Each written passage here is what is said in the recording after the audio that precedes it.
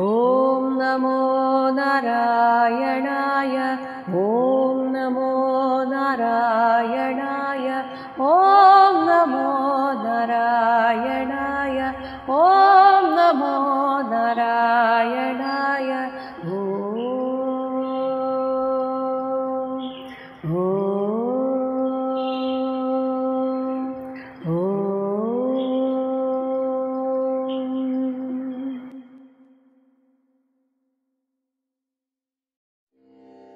പ്രപഞ്ച ശക്തിയായി നിലനിൽക്കുന്ന ആ ഈശ്വരനെ ആളുകൾ അവരവരുടെ അഭിപ്രായത്തിനനുസരിച്ച് പലതായി വിശേഷിപ്പിക്കാറുണ്ട്. ഇത് പണ്ട് അന്ധന്മാർ ആനയെ കണ്ടതുപോലെയാണ്. ഒരാൾ കാല് തൊട്ടപ്പോൾ ആ കാലിൻ്റെ ആകൃതി പറഞ്ഞിട്ട് ഇതാണ് ആന എന്ന് പറയുന്നു. വാലാണ് തൊടുന്നതെങ്കിൽ ഇതുപോലെയാണ് ആന, ഇതാണ് ആന എന്ന് പറയുന്നു. ഇതേപോലെ വളരെ പരിമിതമായ ബുദ്ധിയുള്ള മനുഷ്യർ അവർ ചിന്തിച്ച് അവർക്ക് എന്താണോ തോന്നുന്നത് ആ പരിമിതിക്കുള്ളിൽ വെച്ച് അവർ ഈശ്വരനെ വിശേഷിപ്പിക്കുന്നു. ഇതാണ് ഈശ്വരൻ, അല്ലെങ്കിൽ ഇതാണ് നമ്മുടെയൊക്കെ ഈ പ്രപഞ്ച ഉത്പത്തിക്കും മറ്റുള്ള കാര്യങ്ങൾക്കും കാരണം എന്ന് അവരങ്ങനെ പറഞ്ഞു വെക്കുകയാണ്. ആർക്കും പൂർണ്ണമായി ഈശ്വരനെ അറിയാൻ സാധിക്കുകയില്ല. അങ്ങനെ അറിയുന്നവർ അതായിത്തീരുകയാണ്. അതിനെക്കുറിച്ചാണ് മനു പറയുന്നത്. 23-ാമത്തെ ശ്ലോകം.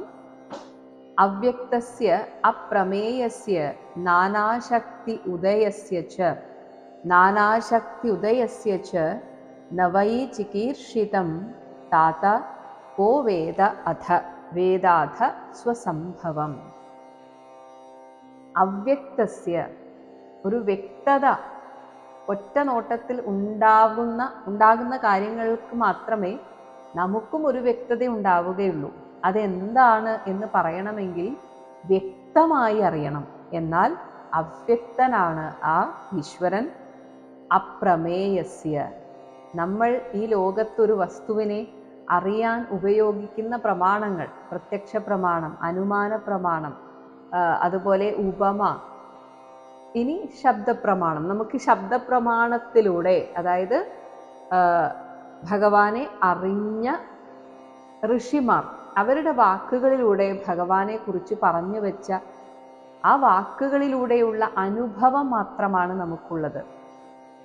അപ്പോൾ ഒരു പ്രമാണത്താലും നമുക്കറിയാൻ സാധിക്കാത്ത, പൂർണ്ണമായി അറിയാൻ സാധിക്കാത്ത, അതാണ് അപ്രമേയസ്യ, പ്രമാണത്തിനൊക്കെ അതീതനായിട്ടുള്ള നാനാശക്തി ഉദയസ്യ ച, ഈ പ്രപഞ്ചത്തെ നിയന്ത്രിക്കുക എന്നത് മാത്രമല്ല, ഇവിടെ എന്തൊക്കെ ശക്തികളുണ്ടോ അങ്ങനെയുള്ള എല്ലാ ശക്തികളുടെയും ഉത്പത്തി സ്ഥാനമായിട്ടുള്ള ആ സർവേശ്വരന്റെ ചികീർഷിതം സങ്കല്പത്തെ നവേദവൈ, ആരും അറിയുന്നില്ലല്ലോ താതാ ഉണ്ണി. പിന്നെ എങ്ങനെയാണ് സ്വസംഭവം, നമുക്ക് ഓരോരുത്തർക്കും ആ ഭഗവാൻ തന്നെയാണ് കാരണം. നമ്മുടെയൊക്കെ ഉള്ളിൽ ചൈതന്യവത്തായിരിക്കുന്ന ആ ഭഗവാനെ പിന്നെ കഹവേദ, ആരറിയുന്നു, എങ്ങനെ അറിയാനാണ്? ഈശ്വരനെ കുറിച്ചുള്ള താൽക്കാലികമായിട്ടുള്ള അല്ലെങ്കിൽ പരിമിതമായിട്ടുള്ള അറിവുകൾ വെച്ചിട്ടാണ് ആളുകൾ ഈശ്വരൻ ഇന്നതാണ് എന്നതൊക്കെ പറയുന്നത്. പക്ഷേ അവനവന് അനുഭവം വരാത്തിടത്തോളം നമുക്കും ഈശ്വരൻ അവ്യക്തമാണ്. അതുകൊണ്ട് തന്നെ ആ ഈശ്വരന്റെ സങ്കല്പത്തെക്കുറിച്ചും നമ്മൾ ആരും അറിയുന്നില്ല. അവ്യക്തസ്യ പ്രമേയസ്യ നാനാശക്ത്യുദയസ്യ ച നവൈ ചികീർഷിതം താതാ കോ വേദാധ സ്വസംഭവം. 24-ാമത്തെ ശ്ലോകം. നച ഏതേ ചൈതേ പുത്രക ഭ്രാതുഃ ഹന്താരഃ ഭ്രാതുർഹന്താരോ ധനദ അനുഗാഃ ധനദാനുഗാഃ വിസർഗ ആദാനയോഃ താതാ വിസർഗ ആദാനയോസ്താതാ പുംസഃ പുംസോ ദൈവം ഹി കാരണം. ഹേ പുത്രക, പ്രിയപുത്ര, നിന്റെ ഭ്രാതുഹു സഹോദരന്റെ ഹന്താരഹ ഘാതകന്മാർ ഇവിടെ ബഹുവചനത്തിലാണ് പറഞ്ഞതെങ്കിലും ശരിക്കും ഒരാളാണ് കൊന്നത് എങ്കിലും ബഹുവചനത്തിൽ പറയുകയാണ്, നിന്റെ സഹോദരന്റെ ഘാതകന്മാർ ധനദ അനുഗാഹ, ധനദൻ കുബേരൻ, കുബേരന്റെ അനുചരന്മാരായ ഏതേ ഈ യക്ഷന്മാർ നച്ച ആകുന്നില്ല. അപ്പോൾ ഇത് ഭഗവാൻ ഗീതയിൽ പറഞ്ഞ അതേ തത്വമാണ്. എൻ്റെ സങ്കല്പം ഞാൻ നിങ്ങളിലൂടെ നിങ്ങളെയൊക്കെ ഒരു ഉപകരണമാക്കിക്കൊണ്ട് ചെയ്യുകയാണ്, അല്ലാതെ നിങ്ങളാരും ആരുടെയും വധത്തിന് കാരണക്കാരാകുന്നില്ല എന്നാണ് ഭഗവാൻ അർജുനനോട് പറഞ്ഞത്.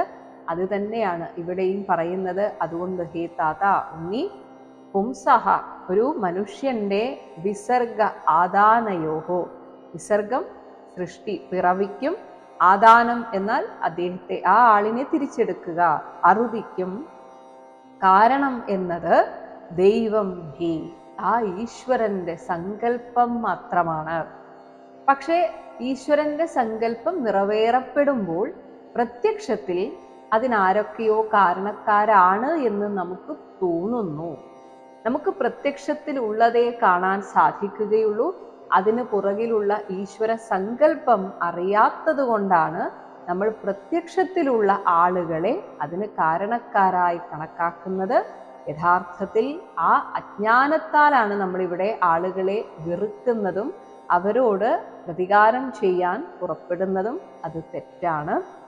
അതുകൊണ്ട് നീ മനസ്സിലാക്കുക, നിന്റെ സഹോദരൻ മരിക്കാനുള്ള സമയമായി, അതിന് ആ യക്ഷനെ ഒരു ഉപകരണം ആക്കി എന്ന് മാത്രമേ ഉള്ളൂ.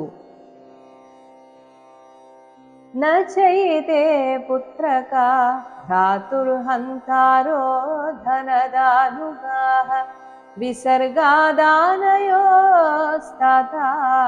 പുംസോ ദൈവം ഹി കാരണം. എന്നാൽ സാധാരണ ആളുകൾ ഒരു പ്രവൃത്തി ചെയ്യുന്നതും ഭഗവാൻ ഒരു പ്രവൃത്തി ചെയ്യുന്നതും തമ്മിലുള്ള വ്യത്യാസം, നമ്മളൊക്കെ ഒരു കാര്യം ചെയ്യുമ്പോൾ അത് ഞാൻ ചെയ്യുന്നു എന്ന ചിന്ത വരുന്നു. അതുകൊണ്ട് അതിൻ്റെ പുണ്യവും പാപവും നമുക്കൊരു ബാധ്യതയായി തീരുന്നു. എന്നാൽ ഈശ്വരൻ ഒരു കാര്യം ചെയ്യുമ്പോൾ അതങ്ങനെ അങ്ങ് സംഭവിക്കുന്നു എന്ന മട്ടിൽ അതിനോട് ഒട്ടുന്നതേ ഇല്ല. അതാണ് അതിൻ്റെ വ്യത്യാസം. 25-ാമത്തെ ശ്ലോകം. സഹയേവ വിശ്വം സൃജതി സ ഏവ അവതി ഏവാവതി ഹന്തി ച അഥാപി ഹി അനഹങ്കാരാത് ന അജ്യതേ, ഹി അനഹങ്കാരാന്നജ്യതേ ഗുണകർമ്മഭിഹി. സഹയേവ, ആ ഈശ്വരൻ തന്നെയാണ് വിശ്വം സൃജതി, വിശ്വത്തെ സൃഷ്ടിക്കുന്നത്. സഹയേവ അവതി, ആ ഭഗവാൻ തന്നെ രക്ഷിക്കുന്നു. ഹന്തിച്ച, സംഹരിക്കുകയും ചെയ്യുന്നു. അഥാപി, എന്നിരിക്കലും അനഹങ്കാരാത്, ഇത് ഞാൻ ചെയ്യുന്നു എന്ന ഭാവം ഇല്ലാത്തതുകൊണ്ട് ആ ചെയ്യുന്ന കർമ്മങ്ങളാൽ ഒന്നും തന്നെ ഗുണകർമ്മഭിഹി, അതിൻ്റെ ഗുണകർമ്മങ്ങളാൽ ഈശ്വരൻ ന അജ്യതേഹി, സംബന്ധപ്പെടുന്നതേ ഇല്ല. അപ്പോൾ നമുക്കും ഈശ്വരനോടടുക്കണമെങ്കിൽ, ഈശ്വര ഭാവത്തിലേക്ക് എത്തണമെങ്കിൽ ഈ ഒരൊറ്റ കാര്യം മാത്രം ചെയ്താൽ മതി. എന്ത് ചെയ്യുമ്പോഴും അവിടെ ഞാൻ എന്ന ഭാവം വരാതിരിക്കാൻ പരമാവധി ശ്രദ്ധിക്കുക. അത് പിന്നീട് അതൊരു ശീലമായിക്കൊള്ളും. പിന്നീട് നമുക്ക് അങ്ങനെ തോന്നുകയേ ഇല്ല, ഞാനിത് ചെയ്തു എന്ന ഒരു ചിന്ത വരികയേ ഇല്ല. അപ്പോഴാണ് നമ്മൾ ശരിക്കും ഈശ്വര തുല്യരായി തീരുന്നത്. കാരണം ഈശ്വരന്റെ പ്രധാന സവിശേഷത തന്നെ അതാണ്. സയേവ വിശ്വം സൃജതി സയേവതി ഹന്തി ച അഥാപി ഹ്യനഹങ്കാരാ നജ്യതേ ഗുണകർമ്മഭിഃ. ഇവിടെ തനിക്ക് സ്വന്തമാക്കാൻ അല്ലെങ്കിൽ നേടിയെടുക്കാൻ ഒന്നും ഇല്ല എങ്കിലാണ് ഈ ഒരു അനഹങ്കാരത വരികയുള്ളൂ. ഇതെല്ലാം എൻ്റെയാണ്, അല്ലെങ്കിൽ ഇതെല്ലാം ഞാനാണ്, ഈ ഏതെങ്കിലും ഒരു ചിന്ത നമ്മൾ വളർത്തിയെടുത്താൽ മാത്രം മതി. ഞാൻ ചെയ്യുന്നു എന്ന ചിന്ത വരുന്നതിനുള്ള പ്രധാന കാരണം അതിൻ്റെ ക്രെഡിറ്റ് എനിക്ക് വേണം എന്ന ചിന്തയും കൂടെയാണ്. ഇത് ഞാനാണ് ഉണ്ടാക്കിയത്. ഒരു ഭക്ഷണം ഉണ്ടാക്കുന്ന സമയത്ത് ഇത് ഞാൻ ഉണ്ടാക്കി, അതുകൊണ്ട് ഇതിൻ്റെ പ്രശംസയ്ക്ക് ഞാൻ അർഹനാണ്, അർഹയാണ്. പക്ഷേ പ്രശംസ കേൾക്കാൻ തയ്യാറാകുന്നവർ അതിൻ്റെ വിമർശനവും കേൾക്കാൻ ബാധ്യസ്ഥരാണ്. പക്ഷേ ആ സമയത്ത് നമുക്ക് വിഷമം തോന്നും, അത് വേറെ കാര്യം. ഇതുപോലെ എന്തിനും നമുക്കൊരു ക്രെഡിറ്റ് വേണം, ഈ ലോകത്ത് എനിക്കൊരു അംഗീകാരം വേണം, ഞാനാണിത് ചെയ്തത് എന്ന് 4 പേർ അറിയണം. ഇങ്ങനെയൊക്കെയുള്ള ഒരു ചിന്ത, അതായത് ആഗ്രഹം, എന്തൊക്കെയോ നേടിയെടുക്കേണ്ടതുണ്ട് എന്ന ആഗ്രഹം വരുന്നത് കൊണ്ടാണ് നമുക്ക് ഈ ഞാൻ ചെയ്യുന്നു എന്ന ഭാവം കൂടുതലായിട്ടുള്ളത്. എന്നാൽ ഈശ്വരന് അതിൻ്റെ ആവശ്യമില്ല. കാരണം ഇതെല്ലാം ഈശ്വരനാണ്. 26-ാമത്തെ ശ്ലോകം. ഏഷ ഭൂതാനി ഭൂതാത്മാ ഭൂതേശഃ ഭൂതഭാവനഃ സ്വശക്ത്യാ മായയാ യുക്തഃ സൃജതി അത്തി സൃജത്യത്തി ച പാതി ച. ഭൂത ആത്മാ, സർവജീവജാലങ്ങൾക്കും പ്രവർത്തിക്കാനുള്ള ഊർജമായി അവരുടെ ഉള്ളിൽ കുടികൊള്ളുന്ന ജീവസ്വരൂപമായിട്ടും ഭൂത ഈശഃ, എല്ലാ ജീവജാലങ്ങളെയും നിയന്ത്രിക്കുന്നത്, എന്ത് ചെയ്യണം എന്ത് ചെയ്യരുത്, ഏത് നിമിഷം എന്ത് സംഭവിക്കണം, ഇതൊക്കെ നിയന്ത്രിക്കുന്നത് ഭൂതഭാവനഃ. എല്ലാം ഭാവനയാണ്, ഭഗവാന്റെ സങ്കല്പമാണ് ഈ ലോകം. ഇങ്ങനെയൊക്കെ ആയിരിക്കുന്ന യേശഃ, ആ ഈശ്വരൻ, സ്വശക്തിയ, തൻ്റെ ശക്തിയായ മായയാ, മായയോട് യുക്തഃ, ചേർന്നിട്ടാണ് ഇവിടെ ഭൂതാനി, സർവലോകങ്ങളെയും സൃജതി, സൃഷ്ടിക്കുന്നത്, അത്തി, സംഹരിക്കുന്നത്, പാതി, പാലിക്കുകയും ചെയ്യുന്നത്. ഈശ്വരൻ ഒരു ലീലയായിട്ട് ഇത് ചെയ്യുന്നു എന്ന് പലതവണ പറഞ്ഞിട്ടുള്ളതാണ്. അപ്പോൾ നേരിട്ട് ചെയ്യാൻ പറ്റില്ല. ഒരു ശുദ്ധമായ തങ്കത്തിൽ നിന്ന് നമുക്കൊരു ആഭരണം ഉണ്ടാക്കാൻ പറ്റില്ല, അതിനോട് കുറച്ച് ചെമ്പ് ചേർക്കണം എന്ന് പറയും. അതുപോലെയാണ് ശുദ്ധ സ്വരൂപമായിരിക്കുന്ന ഭഗവാന് സ്വയമേവ സൃഷ്ടിക്കാൻ സാധിക്കാത്തത് കൊണ്ട് തന്നിൽ തന്നെയുള്ള ആ മായാശക്തിയെ തന്നോട് ചേർത്ത് വെച്ചിട്ടാണ് പലതായി തീരുന്നത്. യേശ ഭൂതാനി ഭൂതാത്മാ ഭൂതേശോ ഭൂതഭാവന സ്വശക്ത്യാ മായയാ യുക്ത സൃജത്യത്തി ച പാതി ച. ഇനി ഈശ്വരന്റെ ഈ അകർത്തൃത്വ ഭാവം ലഭിക്കാനായിട്ട് അതിനും ഒരേ ഒരു വഴിയേ ഉള്ളൂ, ഭഗവാനിൽ ശരണാഗതി അടയുക. അപ്പോൾ മനസ്സ് ശൂന്യമാകും. അങ്ങനെ ശൂന്യമാകുമ്പോൾ സ്വാഭാവികമായിട്ട് ഈ അകർത്തൃത്വ ഭാവം വന്നുകൊള്ളും. അതാണ് 27-ാമത്തെ ശ്ലോകം. തമേവ മൃത്യും അമൃതം മൃത്യുമമൃതം താതാ ദൈവം സർവാത്മന ഉപേഹി സർവാത്മനോപേഹി ജഗത്പരായണം യസ്മൈ ബലിം വിശ്വസൃജഃ വിശ്വസൃജോ ഹരന്തി ഗാവഃ ഗാവോ യഥാ വൈ നസി ദാമയന്ത്രിതാഃ. ഹേ താതാ വത്സ, മൃത്യുസ്വരൂപനാണ്, കാലസ്വരൂപനാണ് ഭഗവാൻ. അത് ഈ ലൗകിക ജീവിതം നയിക്കുന്നവർക്ക്, അവർക്കാണ് ഭഗവാൻ കാലസ്വരൂപൻ അല്ലെങ്കിൽ മൃത്യുസ്വരൂപൻ. അതേസമയം ഭക്തന്മാർക്ക് ഭഗവാൻ അമൃതം, ഏത് അവസ്ഥയിലും അവർക്ക് ആനന്ദത്തെ കൊടുക്കുന്ന അമൃതസ്വരൂപനാണ്. ആ ഭഗവാൻ ജഗത് പരായണം, ഈ ലോകത്തിന് മുഴുവൻ പരമാശ്രയഭൂതനാണ്. തം ഏവ, ഈ ഈശ്വരനെ തന്നെ ദൈവം, എല്ലാറ്റിനും പുറകിലുള്ള ആ അദൃഷ്ടനായ കാരണഭൂതനാണ് എന്ന് സർവാത്മന സർവഭാവേന കരുതി ഉപേഹി ശരണം പ്രാപിക്കുക. നമുക്ക് അറിയില്ല, ഭഗവാന്റെ സങ്കല്പം അറിയില്ല. അതുകൊണ്ട് തന്നെ പൂർണ്ണ ശരണാഗതി അടയുമ്പോൾ ഭഗവാനായിട്ട് അത് നമ്മുടെ മനസ്സിൽ തോന്നിപ്പിക്കും. മാത്രമല്ല ഇവിടെ ആ ഈശ്വരൻ ഒറ്റയ്ക്ക് എല്ലാ കാര്യങ്ങളും ചെയ്യാതെ ഭഗവാനെ തന്നെ പലതായി പല ദേവന്മാരായി സൃഷ്ടിച്ചിട്ട് അവരെ നസി മൂക്കിൽ ദാമയന്ത്രിതാഹ കയറിട്ട് പിടിക്കപ്പെട്ട ഗാവഹ കാളകൾ എന്ന പോലെ യഥാവൈ എന്ന വിധം ഇവിടെ വിശ്വത്തിലെ ഓരോരോ കാര്യങ്ങൾ ചെയ്യാനായിട്ട് വിശ്വസൃജഃ ബ്രഹ്മാവ് മുതൽ ഇങ്ങോട്ടുള്ള ഓരോരുത്തർക്കും ഓരോ ഉത്തരവാദിത്വം കൊടുത്ത് അവരെയും നിയന്ത്രിക്കുന്നത്. അതുകൊണ്ട് തന്നെ ഈ വിശ്വസ്രഷ്ടാക്കളൊക്കെ യസ്മൈ യാതൊരു ഭഗവാനായിട്ടാണോ ബലിം ഹരന്തി തങ്ങളുടെ സർവവും സമർപ്പിക്കുന്നത്. ആ ഭഗവാനായിക്കൊണ്ട് നീയും നിന്നെ തന്നെ സമർപ്പിക്കുക, ശരണാഗതി അടയുക. അപ്പോൾ ഈ അകർത്തൃത്വഭാവം നമുക്ക് സ്വാഭാവികമായി വന്നു ചേരുന്നതാണ്. തമേവ മൃത്യുമമൃതം താതാ ദൈവം സർവാത്മനോപേഹി ജഗത്പരായണം യസ്മൈ ബലിം വിശ്വസൃജോ ഹരന്തി ഗാവോ യഥാ വൈ നസി ദാമയന്ത്രിതാഃ. ഇനി പറയുന്നു, ആ ഭഗവാനിൽ ശരണാഗതി അടയുക എന്നത് നിന്നെ സംബന്ധിച്ച് കുറച്ചുകൂടെ എളുപ്പമാണ്. കാരണം നീ ഒരാഗ്രഹം മനസ്സിൽ വെച്ചിട്ട് തന്നെ ഭഗവാനെ പ്രത്യക്ഷപ്പെടുത്തിയ ആളാണ്. ആ നിനക്ക് ഇത് വളരെ എളുപ്പമാണ്. ചിന്തയൊന്ന് മാത്രം മാറ്റിയാൽ മതി.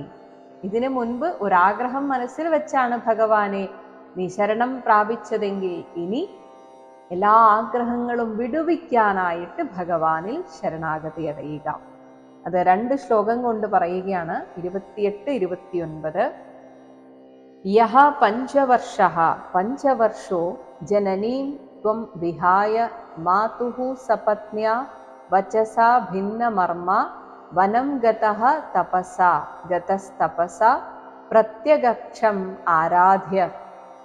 പ്രത്യഗക്ഷമാരാധ്യ ലേഭേ മൂർധ്നി പദം ത്രിലോക്യാഃ. 29. തം ഏനം അംഗ ആത്മനി തമേനമംഗാത്മനി മുക്തവിഗ്രഹേ വ്യപാശ്രിതം നിർഗുണം ഏകം അക്ഷരം നിർഗുണമേകമക്ഷരം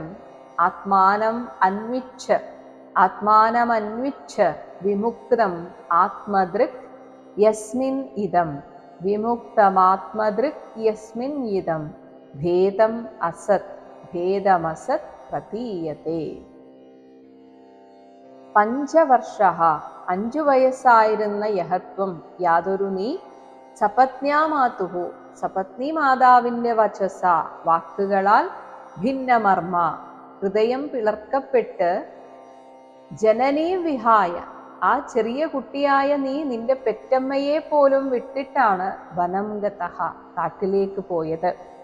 എന്നിട്ട് നീ ചെയ്ത കഠിനമായ തപസ്സുകൊണ്ട് പ്രത്യഗക്ഷം യഥാർത്ഥത്തിൽ നമ്മുടെ ഇന്ദ്രിയങ്ങളെ കൊണ്ടൊന്നും കാണാൻ സാധിക്കാത്തവനാണ് ഭഗവാൻ. പക്ഷെ എന്നിട്ടും നീ ആ ഭഗവാനെ ആരാധിച്ച് പ്രത്യക്ഷപ്പെടുത്തിയിട്ട് ത്രിലോക്യാഹ മൂർധനി ഈ 3 ലോകത്തിനും മീതെയായിട്ടുള്ള പദം ആ ധ്രുവസ്ഥാനത്തെ നീ ലേഭേ നീ നേടിയെടുത്തുവല്ലോ ഹേ അംഗ പ്രിയവത്സ യസ്മിൻ ഇനി ഇതേ ഭഗവാനിൽ ഇതം ഭേദം, അതായത് ഒരു രൂപത്തിൽ നമ്മൾ ആരാധിക്കുമ്പോൾ അവിടെ ഒരു ഭേദം വരും. അതുകൊണ്ടാണ് നമുക്ക് പലപ്പോഴും കൃഷ്ണൻ, ശിവൻ, വിഷ്ണു ഇങ്ങനെയൊക്കെ വരുന്ന ആ ഭേദചിന്ത വരുന്നത് രൂപത്തിൽ ആരാധിക്കുമ്പോഴാണ്.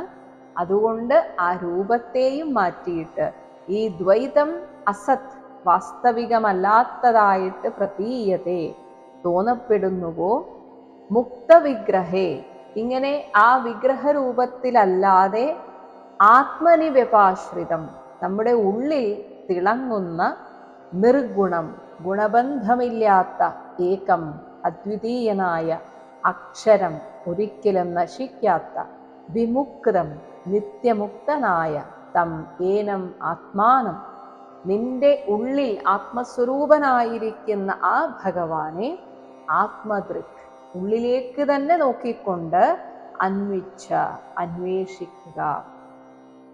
അങ്ങനെ അന്വേഷിക്കുമ്പോൾ ഞാൻ ഈ പറഞ്ഞ ആ കർത്തൃത്വഭാവം നിനക്ക് വന്നു ചേരുന്നതാണ്.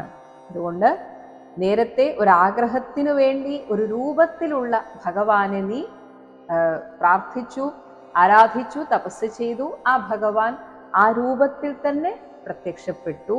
എന്നാൽ ഇനി നീ ചെയ്യേണ്ടത് നിന്റെ ഉള്ളിൽ ആത്മാവായിട്ടിരിക്കുന്ന ആ ഭഗവാനിൽ ശ്രദ്ധ ചെലുത്തുക, എന്നിട്ട് ആ ഭഗവാനെ സാക്ഷാത്കരിക്കുക. യപഞ്ചവർഷോ ജനനീം ത്വം വിഹായ മാതുഃ സപത്ന്യാ വചസാ ഭിന്നമർമ്മാ വനം ഗതസ്തപസാ പ്രത്യഗക്ഷമാരാധ്യ ലേഭേ മൂർധ്നി പദം ത്രിലോക്യാ തമേന മംഗാത്മനി മുക്തവിഗ്രഹേ വ്യപാശ്രിതം നിർഗുണമേകമക്ഷരം ആത്മാനമന്വിച്ഛ വിമുക്തമാത്മദൃക് യസ്മിന്നിദം ഭേദമസത് പ്രതീയതേ. 30-ാമത്തെ ശ്ലോകം. ത്വം പ്രത്യഗാത്മനി തഥാ ഭഗവതി അനന്തേ ആനന്ദമാത്രേ ഭഗവത്യനന്ത ആനന്ദമാത്ര ഉപപന്ന സമസ്ത ശക്തൗ ഭക്തിം വിധായ പരമാം ശനകൈഃ അവിദ്യാഗ്രന്ഥിം ശനകൈരവിദ്യാഗ്രന്ഥിം വിഭേത്സ്യസി മമ അഹം ഇതി മമാഹമിതി പ്രരൂഢം. ഇനി ഭഗവാനെ കിട്ടാൻ വേണ്ടി ഭഗവാനെ തപസ് ചെയ്യുക.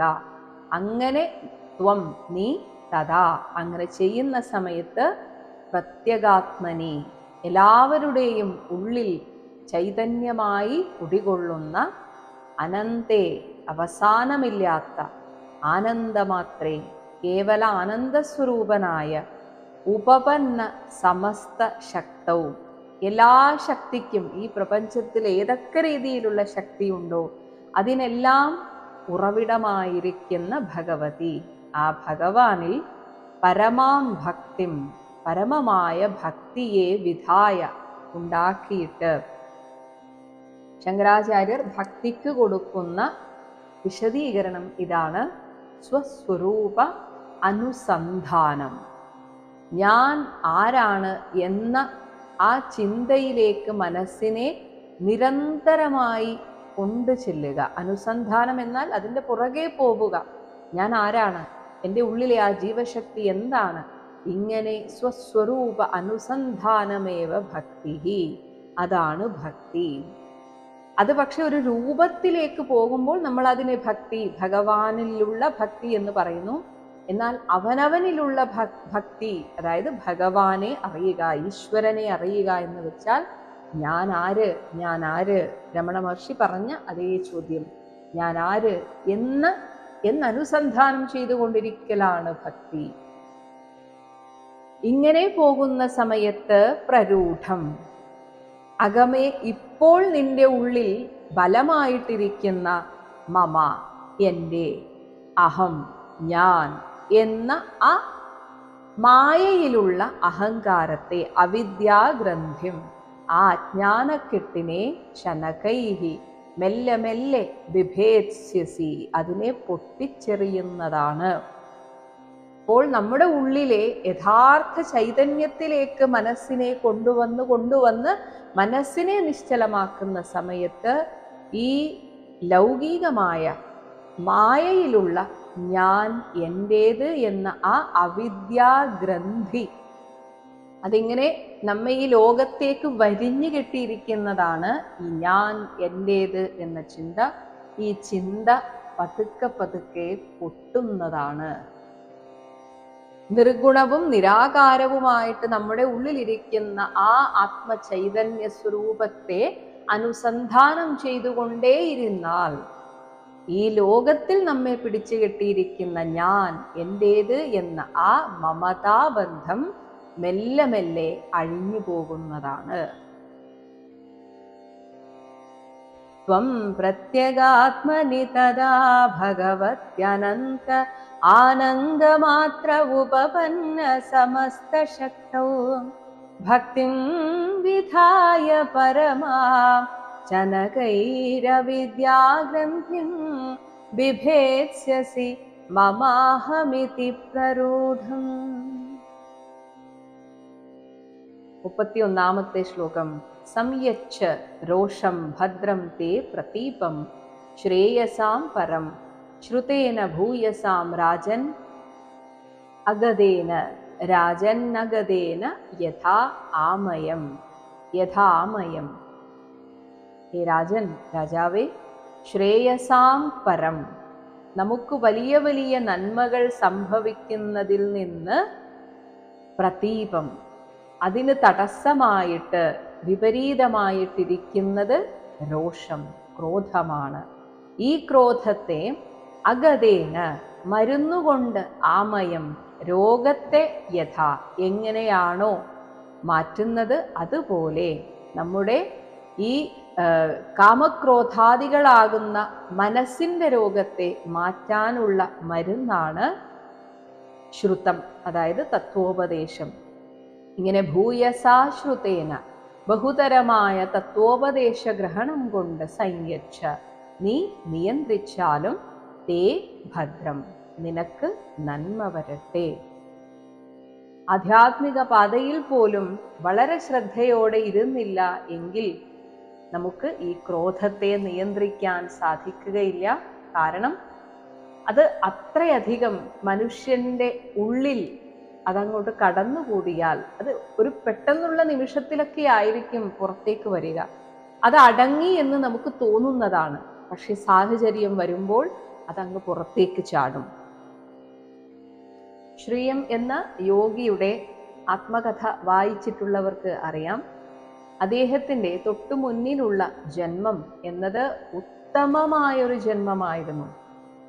ആത്മീയമായി ഉയർന്ന തലത്തിൽ നിൽക്കുന്ന അച്ഛനും അമ്മയ്ക്കും ജനിച്ച ഒരു മകൻ ഏകദേശം 10ാമത്തെ വയസ്സിൽ തന്നെ മഹായോഗിയായ മഹാവതാർ ബാബാജിയുടെ കയ്യിൽ ഏൽപ്പിക്കുകയാണ്. പിന്നീട് അങ്ങോട്ട് ബാബാജിയാണ് ആ കുട്ടിയെ സംരക്ഷിച്ചത്. അങ്ങനെ വളരെ ചെറുപ്പത്തിൽ തന്നെ യോഗമാർഗത്തിൽ എത്തിച്ചേർന്ന് അങ്ങനെ ഒരു 19ാമത്തെ വയസ്സായപ്പോഴേക്കും ശിഷ്യനെ തനിയെ വിട്ടിട്ട് ആ യോഗ പദ്ധതിയിൽ കൂടുതൽ മുന്നേറാനായിട്ട് സദാസമയവും സമാധി അവസ്ഥയിൽ ഇരുന്നു കൊണ്ടിരുന്ന ഒരാളായിരുന്നു തൊട്ടു മുന്നിലുള്ള ജന്മം. ശ്രീയമ്മിന്റെ തൊട്ടു മുന്നിലുള്ള ജന്മം അതായിരുന്നു. അങ്ങനെ ഇരിക്കെ ഒരു വൃദ്ധനായ ഇസ്ലാം മത വിശ്വാസി, അദ്ദേഹം കീറിപ്പറിഞ്ഞ മുഷിഞ്ഞ വസ്ത്രങ്ങളൊക്കെ ആയിട്ട് വന്നിട്ട് ഈ യോഗിയെ, ഈ യുവയോഗി തപസ് ചെയ്തുകൊണ്ടിരിക്കുകയായിരുന്നു, ധ്യാനാവസ്ഥയിലായിരുന്നു. കണ്ട സന്തോഷത്തിൽ വന്നങ്ങ് കെട്ടിപ്പിടിച്ചു. ഇദ്ദേഹം ആ ധ്യാനാവസ്ഥയിൽ നിന്ന് ഉണർന്നതും അങ്ങോട്ട് എറിഞ്ഞു എന്നാണ്, ഈ വൃദ്ധനെ അങ്ങോട്ട് എറിഞ്ഞതുപോലെ. അതായത് അത്രയും യോഗാവസ്ഥയിൽ ഇരുന്നിട്ടും അദ്ദേഹത്തിന് ആ കോപത്തെ നിയന്ത്രിക്കാൻ സാധിച്ചില്ല. അപ്പോഴും ആ വൃദ്ധൻ അപേക്ഷിക്കുകയാണ്, എന്നെ കൈവിടരുത്. എൻ്റെ ഗുരുനാഥൻ, അതായത് സൂഫി സന്യാസിയായിരുന്നു ആ വൃദ്ധന്റെ ഗുരുനാഥൻ, ആ ഗുരുനാഥൻ പറഞ്ഞതനുസരിച്ചാണ് ഞാൻ അങ്ങയെ കാണാൻ വന്നത്. എൻ്റെ ഗുരുനാഥന് പറഞ്ഞു തരാൻ സാധിക്കുന്നത്ര പറഞ്ഞു തന്നു കഴിഞ്ഞു. ഇനി എന്നെ മുന്നോട്ട് കൊണ്ടുപോവാൻ അങ്ങാണ് യോഗ്യൻ എന്ന് എൻ്റെ ഗുരു പറഞ്ഞത് പ്രകാരമാണ് ഞാൻ ഇവിടെ വന്നത്. അങ്ങ് എന്നെ കൈവിടരുത് എന്നൊക്കെ അപേക്ഷിച്ചെങ്കിലും ഈ യോഗിക്ക് ഒരു കൂസലും ഇല്ലായിരുന്നു. ഒന്നാമത് അപ്പോഴും മറ്റൊരു മതസ്ഥൻ എന്ന ചിന്ത അദ്ദേഹത്തെ വിട്ടുപോയിട്ടില്ല. മാത്രമല്ല അദ്ദേഹം പറഞ്ഞു, എനിക്കങ്ങനെ ഒരു നിർദ്ദേശവും ലഭിച്ചിട്ടില്ല, അതുകൊണ്ട് അങ്ങയെ സ്വീകരിക്കാനൊന്നും എനിക്ക് പറ്റില്ല. എൻ്റെ ഈ ക്രോധം കൊണ്ട് അങ്ങ് ശപിച്ച് ഭസ്മമായില്ല എന്ന് ആശ്വസിച്ചുകൊള്ളൂ എന്നൊക്കെയാണ് പറഞ്ഞത്. മാറി നിൽക്കൂ, എൻ്റെ വഴിയിൽ നിന്ന് മാറി നിൽക്കൂ, ഞാൻ ശുദ്ധിയായിട്ട് വീണ്ടും തപസ് ചെയ്യട്ടെ എന്ന് പറഞ്ഞ് അദ്ദേഹം നടന്നു പോകുന്ന സമയത്ത് ഈ വൃദ്ധൻ അദ്ദേഹത്തോട് പറയുകയാണ്, അങ്ങ് എന്നെ കൈവിട്ടാൽ ഇനി എനിക്ക് മരണമല്ലാതെ വേറെ മാർഗമില്ല എന്ന് പറഞ്ഞ് ഈ യോഗി നോക്കി നിൽക്കെ തന്നെ അളകനന്ദ നദിയിൽ ചാടി ആത്മഹത്യ ചെയ്യുകയാണ് ചെയ്തത് ഈ വൃദ്ധൻ. എന്നിട്ടും ഈ യോഗിക്ക് ഒരു മാനസാന്തരം വന്നില്ല. ആ തൊട്ടടുത്ത നിമിഷമാണ് ബാബാജി വിളിച്ചിട്ട്, അതായത് മധു, നീ എന്തു വലിയ അപരാധമാണ് ചെയ്തത്, ഇത്രയും കാലം നീ ചെയ്ത തപസ് മുഴുവൻ നിന്റെ ഒരു നിമിഷത്തെ ക്രോധം കൊണ്ട് ഇല്ലാതായി പോയല്ലോ കുഞ്ഞെ എന്ന് സഹതപിക്കുകയാണ് ബാബാജി ചെയ്തത്. എന്നിട്ട് പറഞ്ഞു, ഇനി ഈ ശരീരത്തിൽ നീ ഇരിക്കേണ്ടതില്ല, ഇതൊരു ശുഭമുഹൂർത്തമാണ്, ഈ നിമിഷം തന്നെ നീ നിന്റെ ശരീരം വെടിയാൻ ഒരുങ്ങിക്കൊള്ളുക. മാത്രമല്ല വരാനിരിക്കുന്ന ജന്മത്തെക്കുറിച്ചുള്ള സൂചനയും ബാബാജി കൊടുത്തു. നീ ഇന്ന് ഈ വൃദ്ധനായ ആളെ, ഇസ്ലാം മത വിശ്വാസിയായ ആ ആളെ നീ ആക്ഷേപിച്ചു, തള്ളിമാറ്റി, ഇങ്ങനെയൊക്കെ അദ്ദേഹത്തെ വിഷമിപ്പിച്ചതുകൊണ്ട് ഇതേ മതത്തിൽ നീ അടുത്ത ജന്മം ജനിക്കുന്നതാണ്. അത് ആദ്യമേ പറഞ്ഞിരുന്നു, കേരളത്തിലായിരിക്കും ജനിക്കുക, പക്ഷേ നിന്നോടുള്ള എൻ്റെ വാത്സല്യത്തിന് ഒരു കുറവും വരുന്നതല്ല. നിനക്ക് ആധ്യാത്മിക പാതയിലേക്കുള്ള വഴി വെട്ടിത്തെളിച്ചു തരാൻ എൻ്റെ ഒരു ശിഷ്യനെ ഞാൻ നേരത്തെ നിന്റെ അടുത്തേക്ക് അയക്കും. പിന്നീട് ഈ വൃദ്ധൻ ഏതൊക്കെ രീതിയിലുള്ള മാനസികമായ ബുദ്ധിമുട്ടിലൂടെ, ശാരീരികമായ ബുദ്ധിമുട്ടിലൂടെ കടന്നുപോയോ ആ അവസ്ഥയിലൂടെയൊക്കെ നീ കടന്നു പോകേണ്ടതാണ്. എങ്കിൽ മാത്രമേ ഈ പാപത്തിൽ നിന്ന് നിനക്ക് രക്ഷയുള്ളൂ. എന്നിട്ട് നീ എന്നെ തേടി വരുന്നതാണ്. അല്ലെങ്കിൽ ഈ ഗുരുവിനെ നേരിട്ട് ഇദ്ദേഹത്തിന് ശിക്ഷണം കൊടുക്കാൻ വേണ്ടി ബാബാജി ഏൽപ്പിച്ച മറ്റൊരു ഗുരു, മഹേശ്വർനാഥ് എന്ന ഗുരുവിൻ്റെ അടുത്തേക്ക് വരുന്നതാണ് എന്ന് പറഞ്ഞു. അത് വരുന്നത് ആ 19ാമത്തെ വയസ്സിലാണ്. ഈ യോഗി ഏതൊരു വയസ്സിലാണോ ഈ വൃദ്ധനെ തള്ളിമാറ്റിയതും അയാളുടെ മരണത്തിന് കാരണക്കാരനും ആയത്, അത്രയും വയസ്സ് വരെ സ്വന്തം നാട്ടിൽ മറ്റൊരു മതത്തിലായതുകൊണ്ട് തന്നെ സനാതനധർമ്മത്തിന്റെ പാതയിലേക്ക് വരിക എന്നത് ഒട്ടും എളുപ്പമായിരുന്നില്ല. അതുകൊണ്ട് തന്നെ പലയിടത്തും പല കള്ളങ്ങൾ പറയേണ്ടി വന്നിട്ടുണ്ട്. സ്വന്തം അച്ഛനമ്മമാരോട് കള്ളങ്ങൾ പറയേണ്ടി വന്നിട്ടുണ്ട്. അതുപോലെ തന്നെ ഈ ഹിമാലയൻ യാത്രയിൽ അദ്ദേഹം ചില ആശ്രമങ്ങളിൽ തങ്ങുന്ന സമയത്ത് അവിടെയും താൻ ഒരു ഹിന്ദു മതത്തിൽപ്പെട്ട ആളാണ് എന്ന് വരുത്തി തീർക്കുന്ന രീതിയിൽ അദ്ദേഹത്തിന് ജീവിക്കേണ്ടി വന്നിട്ടുണ്ട്, സ്വന്തം പേര് പറയാൻ സാധിക്കാതെ. കാരണം അവിടെ പ്രവേശനം നിഷേധിച്ചാലോ എന്നൊക്കെ പേടിച്ചു. അപ്പോൾ ഈ വൃദ്ധൻ കടന്നുപോയതുപോലെയുള്ള മാനസികമായ ബുദ്ധിമുട്ടിലൂടെയും ശാരീരികമായ ബുദ്ധിമുട്ടിലൂടെയും കടന്ന് ആ 19ാമത്തെ വയസ്സിലാണ് ഹിമാലയത്തിൽ എത്തുന്നതും.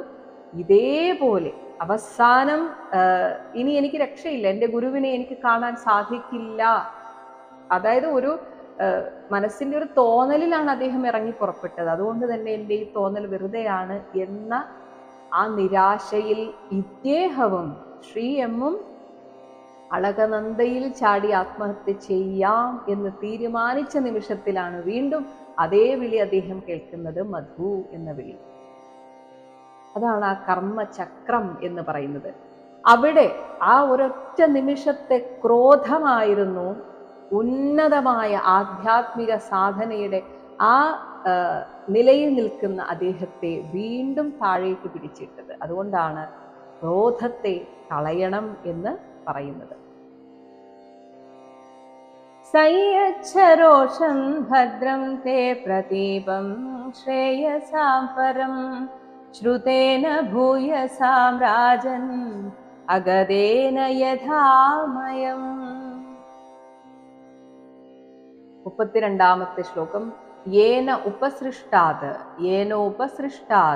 പുരുഷാത് ലോകഃ പുരുഷാൽ ലോക ഉദ്വിജത്തെ ഭൃശം ന ബുധഃ തദ്വശം ബുധസ്തദ്വശം ഗച്ഛേത് ഇച്ഛൻ അഭയം ആത്മനഃ ഗച്ഛേദിച്ഛൻ അഭയമാത്മനഃ.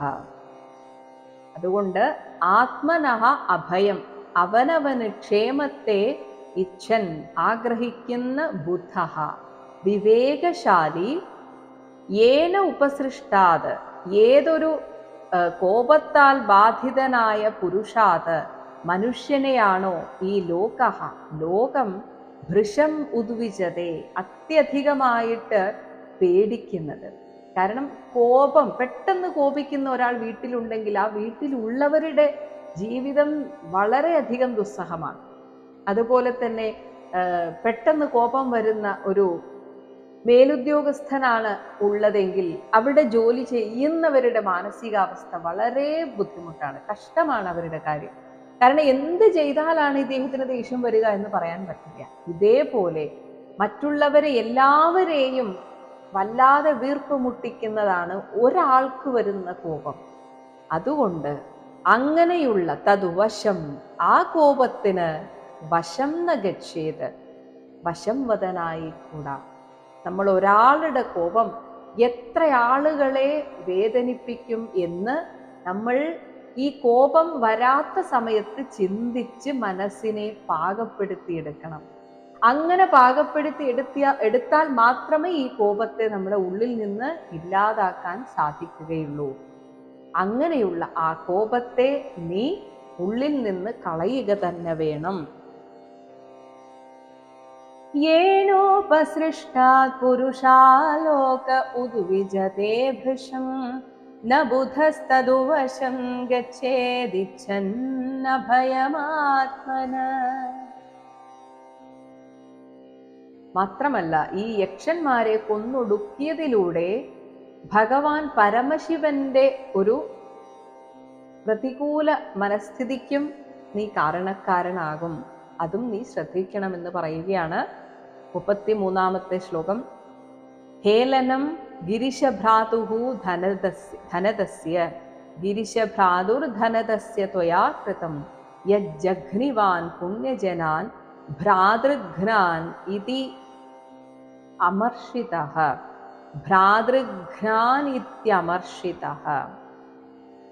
ഭ്രാതൃഘ്നാൻ, നിന്റെ സഹോദരനെ കൊന്നു എന്ന് കരുതി, അമർഷിതഃ, അമർഷം കൊണ്ടിട്ട് പുണ്യജനാൻ, പുണ്യജനൻ എന്ന് പേരുള്ള ആ യക്ഷന്മാരെ നീ ജഘ്നിവാൻ, വധിച്ചു. യത്, അങ്ങനെ വധിച്ചതുകൊണ്ട് ഗിരിശഭ്രാതുഹു, പരമശിവന്റെ ഉറ്റ ബന്ധുക്കളാണ്, ഈ ബന്ധുവാണ് ധനദൻ, കുബേരൻ. ധനദസ്യ, കുബേരന്റെ ഹേളനം, അവഹേളനമാണ് ത്വയാകൃതം, നിന്നാൽ ചെയ്യപ്പെട്ടിരിക്കുന്നത്. നീ യക്ഷന്മാരെ കൊന്നൊടുക്കിയതിലൂടെ കുബേരനെ അവഹേളിച്ചു. കുബേരൻ ആരാണ്? പരമശിവന്റെ ഉറ്റബന്ധുവാണ്. ഹേളനം ഗിരിശഭ്രാതുർധനദസ്യ ത്വയാ കൃതം യജ്ജഘ്നിവാൻ പുണ്യജനാൻ ഭ്രാതൃഘ്നാനിത്യമർഷിത. 34-ാമത്തെ ശ്ലോകം. തം പ്രസാദയ വത്സ ആശു. വത്സ ആശു സന്നത്യ പ്രശ്രയോക്തിഭിഃ ന യാവത് മഹതാം യാവൻ മഹതാം തേജഃ കുലം ന അഭിഭവിഷ്യതി നോ അഭിഭവിഷ്യതി. ഹേ വത്സ, മഹതാം തേജഃ, മഹാത്മാക്കളുടെ ദിവ്യശക്തി, കുബേരന്റെയും കുബേരനെ അവഹേളിച്ചതിനാൽ പരമശിവനും ഒരു പക്ഷേ നമ്മുടെ കുലത്തിനോട് തന്നെ ഒരു ദേഷ്യം തോന്നിയാൽ അത് നഹകുലം, നമ്മുടെ വംശത്തെ യാവത് ന അഭിഭവിഷ്യതി, കെടുത്തുന്നില്ലയോ എന്ന് വെച്ചാൽ ഏത് നിമിഷവും അത് സംഭവിക്കാം. അത് സംഭവിക്കുന്നതിന് മുൻപ് തന്നെ സന്നദ്യ, വണക്കം കൊണ്ടും പ്രശ്രയോക്തിഭിഃ, അവരെ പ്രീതിപ്പെടുത്തുന്ന വാക്കുകൾ കൊണ്ടും ആശു, വളരെ പെട്ടെന്ന് തന്നെ തം പ്രസാദയ, ആ കുബേരനെ നീ പ്രസാദിപ്പിക്കണം. മഹാത്മാക്കളെ ഒരിക്കലും വേദനിപ്പിച്ചുകൂടാ. അവർ വേദനിച്ചാൽ മാത്രം മതി, ശപിക്കേണ്ട ആവശ്യം പോലുമില്ല. വേദനിച്ചാൽ തന്നെ അതൊരു ശാപമായിട്ട് തീരും. അതിനു മുൻപേ തന്നെ നീ കുബേരന്റെ അടുത്ത് പോയി പ്രസാദിപ്പിക്കുക. തം പ്രസാദയ വത്സാശു സന്നത്യ പ്രശ്രയോക്തിഭിഃ ന യാവൻ മഹതാം തേജ കുലം നോഭിഭവിഷ്യതി. 35-ാമത്തെ ശ്ലോകം. ഏവം സ്വയംഭുവഃ പൗത്രം അനുശാസ്യ പൗത്രമനുശാസ്യ മനുഃ ധ്രുവം മനുർധ്രുവം തേന അഭിവന്ദിതഃ സാകം ഋഷിഭിഃ സാകം ഋഷിഭി സ്വപുരം യയൗ. ഇങ്ങനെ സ്വയംഭുവ മനു, സ്വയംഭുവൻ എന്ന മനു, ഏവം ഇപ്രകാരം പൗത്രം പൗത്രനായ ധ്രുവം ധ്രുവനെ അനുശാസ്യ ഉപദേശിച്ചിട്ട് തേന അഭിവന്ദിതഃ ധ്രുവനാൽ വന്ദിക്കപ്പെട്ട് അതിനുശേഷം ഋഷിഭിഹി സാകം ഈ മനു ഋഷിമാരോടുകൂടി സ്വപുരം യയൗ തൻ്റെ പുരത്തിലേക്ക് തിരിച്ചുപോയി എന്ന് പറഞ്ഞുകൊണ്ടാണ് ഈ 4-ാം സ്കന്ധത്തിലെ 11-ാമത്തെ അധ്യായം അവസാനിക്കുന്നത്. ഏവം സ്വയംഭുവ പൗത്രമനുശാസ്യ മനുർധ്രുവം തേനാഭിവന്ദിതഃ സാകമൃഷിഭിഃ സ്വപുരം യയൗ. इति श्रीमद्भागवते महापुराणे 4th स्कन्धे 11ोऽध्यायः. सर्वत्र गोविन्दनाम संकीर्तनं गोविन्द गोविन्द. हरे राम हरे राम हरे राम राम हरे कृष्ण हरे कृष्ण कृष्ण हरे राम हरे राम राम हरे कृष्ण कृष्ण कृष्ण हरे राम हरे कृष्ण कृष्ण हरे राम हरे कृष्ण कृष्ण.